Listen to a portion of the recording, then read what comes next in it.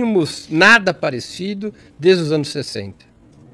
E há um fato que poucas vezes é destacado, mas que é muito importante. Há muitos jovens judeus nas manifestações. Ou seja, o sionismo vai sendo levado pelos seus próprios crimes a uma ruptura com parte dos judeus mais jovens, das novas gerações, rompendo com o Estado de Israel e participando das manifestações de solidariedade à Palestina. Eu não estou aqui falando de gente como eu, cuja trajetória histórica e familiar sempre foi anti-sionista. Minha família nunca teve alinhamento com o sionismo. Eu estou falando de jovens judeus que foram formados e educados como sionistas, que chegaram a visitar Israel, que chegaram a morar em Israel, que retornaram para os Estados Unidos ou para a Europa e hoje participam das manifestações de solidariedade à Palestina e publicamente rompem com o sionismo.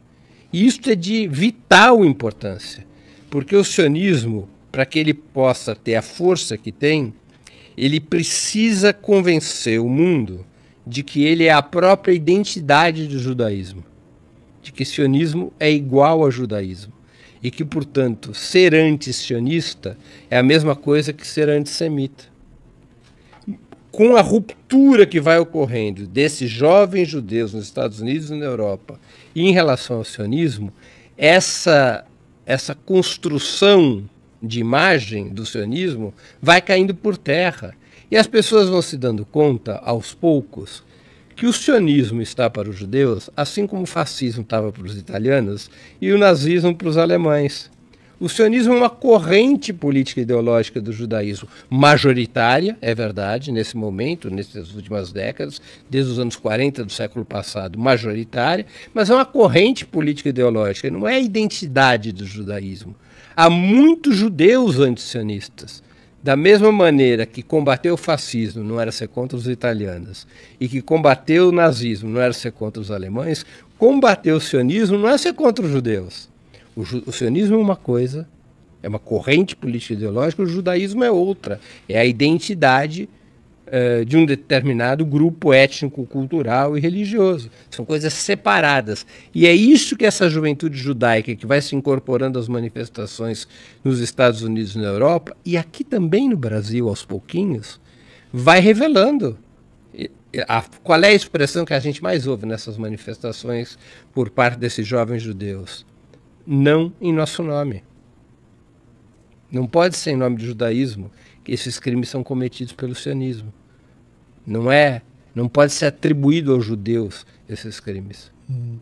Você falou da sua família, eu queria te perguntar exatamente isso. Você sempre teve uma visão crítica e ácida em relação ao governo de Israel? Sempre. E meus pais também e meus avós também, desde a origem. A minha avó, que faleceu aos 95 anos em 2009, foi dela que eu ouvi pela primeira vez, no âmbito judaico. Eu achava um pouco radical na época que eu ouvia. Ela disse: o sionismo possui o mesmo código genético do nazismo. Ela era uma judia polonesa que perdeu mais de metade da família nos campos de concentração.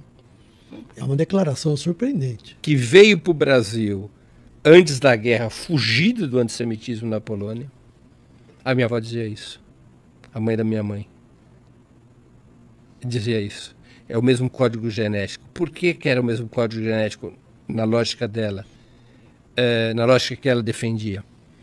Porque a base do sionismo é o mesmo nacional-chauvinismo racista do fascismo, do nazismo e de outras formas de doutrinas assemelhadas que nasceram no final do século XIX e início do século XX.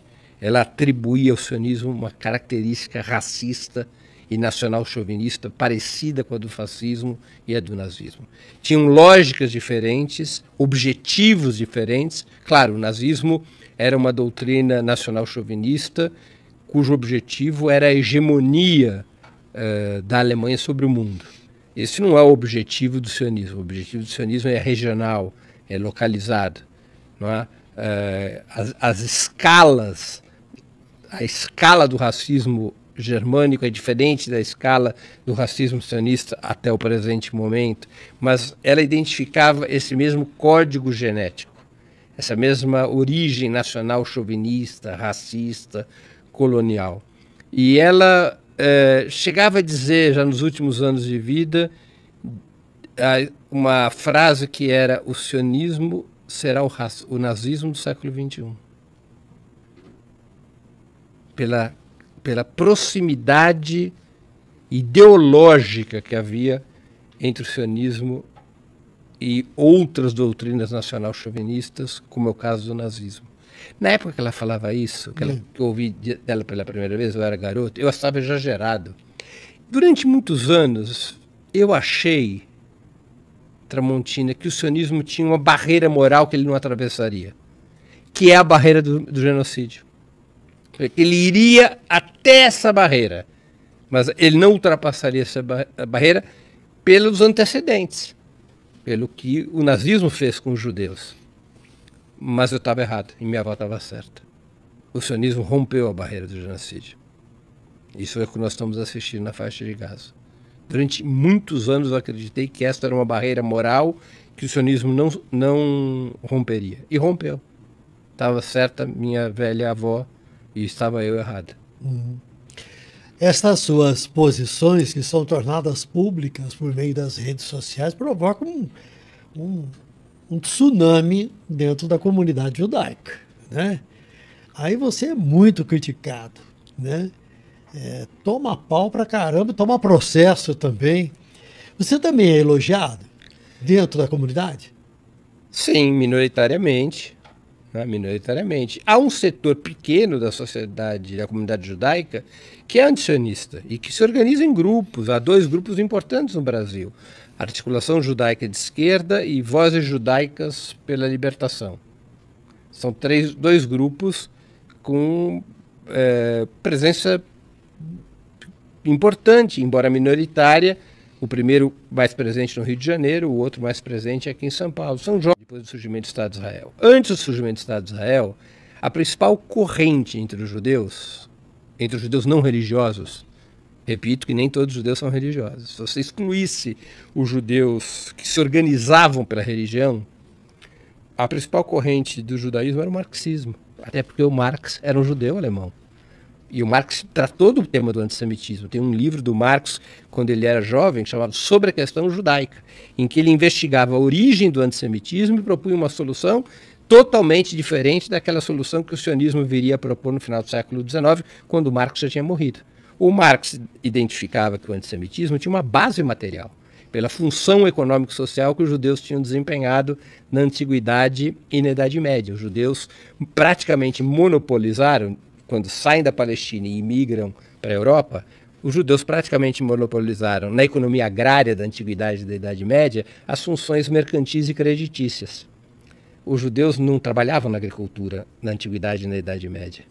Os judeus cuidavam do comércio e os judeus cuidaram das primeiras instituições que emprestavam a juros. Eram funções fundamentais naquelas sociedades, porque aquelas sociedades não conseguiam produzir tudo o que necessitavam nas suas próprias terras. Né? Eu vi até documentos do Museu Judaico aqui em São Paulo, os documentos dos judeus aqui, na chegada dos primeiros que vieram se estabelecer nesse tipo de atividade. Claro, então o que é que acontece com a atividade mercantil e creditícia? Imagina então, se assim já é hoje, imagina então na Antiguidade e na Idade Média. Num mundo predominantemente agrário, de escravos na Antiguidade, de servos na Idade Média, onde mesmo os senhores de terras ficavam envolvidos ali na atividade agrária, imagina como era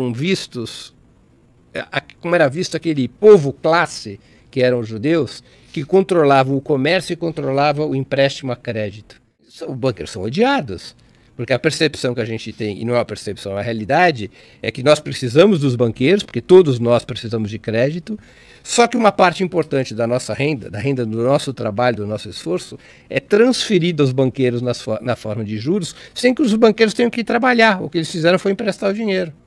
Então isso gera uma relação de ódio. Imagina então na Antiguidade e na Idade Média.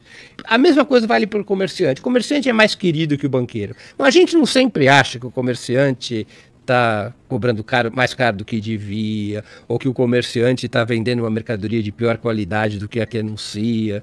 Não é assim a vida. Hoje, imagine então na Antiguidade e na Idade Média. Isso gerava, era a base material do antissemitismo. Somente quando os judeus não tiverem mais essa função, quando essa função já não mais for um fator de acumulação privada de riqueza, é que acabará o antissemitismo. Não é que somente isso já resolveria o problema, que bastaria acabar essa função e acabaria o antissemitismo. Mas sem acabar com essa base material, jamais seria extinto o antissemitismo. Então Marx propunha aos judeus que se juntassem ao jovem proletariado do século XIX e ajudassem a fazer a Revolução Socialista. Acabar com o capitalismo, acabar com a propriedade privada, que somente assim o antissemitismo teria fim. E ele, nesta lógica, propunha aos judeus: atuem nas sociedades para as quais emigraram seus antepassados. Juntem-se à classe trabalhadora dos seus países.